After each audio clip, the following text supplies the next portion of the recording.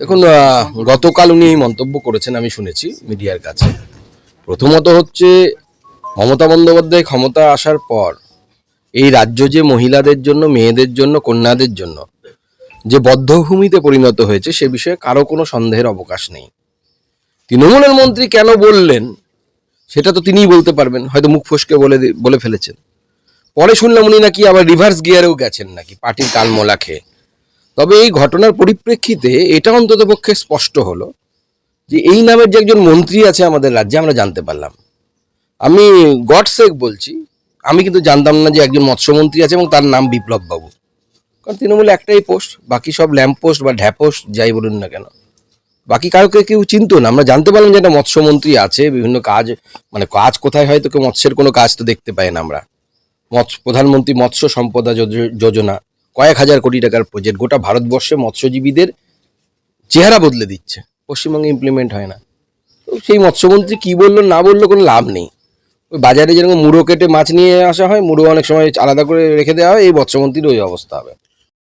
এবং বোমা ফাটলো, সেখানে শিশু আবার আহত হলো। এই তো নতুন কিছু নয়, বাসন্তীতে নতুন কিছু নয়। যার বাড়িতে বোমা বাজছিল সে মুসলমান, যে বাচ্চা মেয়েটি চোখ হারালো সে মুসলমান।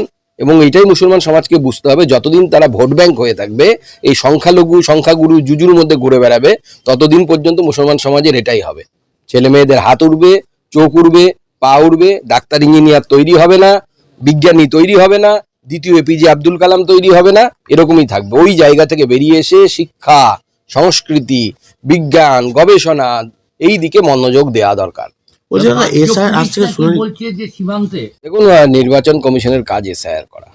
আমাদের দাবি হচ্ছে ত্রুটিপূর্ণ একটি নির্বাচক তালিকা, অর্থাৎ ভোটার লিস্ট। কিভাবে করবে, কাকে টাঙিয়ে করবে, কাকে ঝুলিয়ে করবে, এটা নির্বাচন কমিশনের কাজ। প্রথমত দেখুন, আমার মনে হচ্ছে যে প্রথম যে নাম বাদ গেছে 48 লক্ষ মতো, তাতেও অনেকটা গরমিল আছে। কারণ যে সমস্ত রাজ্য পশ্চিমবঙ্গের থেকে অনেক ছোট সাইজে, তাদের কিন্তু এর থেকেও বেশি নাম বাদ পড়েছে। তার মানে হচ্ছে, আমরা ব্যক্তিগত স্তরে বেশ কিছু উদাহরণ পেয়েছি যে তৃণমূল কংগ্রেসের বিএলএ 2 যারা বুথে বুথে কাজ করেছে, অনেক মৃত ভোটার, শিফটেড ভোটার, তাদের নাম কিন্তু বিএলওদেরকে বাদ উঠেছে খসড়া তালিকায়।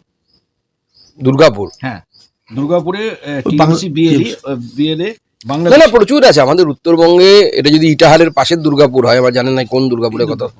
সাউথের, আচ্ছা, সাউথ বেঙ্গলে আসানসোল দুর্গাপুর। দেখুন, উত্তরবঙ্গ থেকে দক্ষিণবঙ্গ, মানে উত্তরের কোচবিহার থেকে শুরু করে আলিপুরদুয়ারে কম আছে, তাও আছে, আর 24 পরগনা পর্যন্ত বিস্তীর্ণ এলাকায় বাংলাদেশি উদ্বাস্তুরা এবং বাংলাদেশি অনুপ্রবেশকারী দুপক্ষই এসেছে। এ বিষয়ে কোনো অস্বীকার করার জায়গা নেই, দুপক্ষের মানুষই এসেছে। কিন্তু যেহেতু আমাদের ভারতবর্ষের আইনসভা সিএর মাধ্যমে যারা উদ্বাস্তু হিন্দু, তাদের নাগরিকত্ব দেওয়ার ব্যাপারে সিদ্ধান্ত নিয়েছে, তো তারা নাগরিকত্ব পাবেন, ভারতবর্ষে থাকবেন, অন্যরা বিদেয়ী নেবেন। শুভেন্দু অধিকারী সভা চাচলে এখনো অব্দি অনুমতি পেল না। ও অনুমতি হয়ে যাবে, না কোর্টে গিয়ে আমরা অনুমতি নেবো না, পর্যাপ্ত নেই এরকম বলছে পুলিশ। আবার পশ্চিমবঙ্গে কবে পর্যাপ্ত হলো? সব পুলিশ তো এখন পশ্চিমবঙ্গে পিসি আর ভাইপোর বাড়ি পাহারা দিতে ব্যস্ত। বাদবাকি পুলিশের কাজ কোথায়? বাদবাকি পুলিশ তো টেবিলের নিচে লুকোচ্ছে, কখনো ট্রাকের কাছ থেকে আল্লাহকে নাম পে কুছ দে দে বাবা হাত পাচ্ছে, এই করে বেড়াচ্ছে। এসআইআর শুনানি আজ থেকে শুরু হচ্ছে, কত নাম বাদ চলে যাওয়ার সম্ভাবনা? আমি ওই ধরনের স্পেকুলেশনে বিশ্বাস করি না। যেটা নির্বাচন কমিশনের কাজ, নির্বাচন কমিশন যা বাদ দেওয়ার দেবে। আমাদের কাজ হচ্ছে নির্বাচন কমিশনকে এসআইআর এ সহায়তা করা, ভোটে লড়াই করা। আমরা ভোটে লড়াই করব, একটা নাম বাদ না গেলেও বিজেপি জিতবে।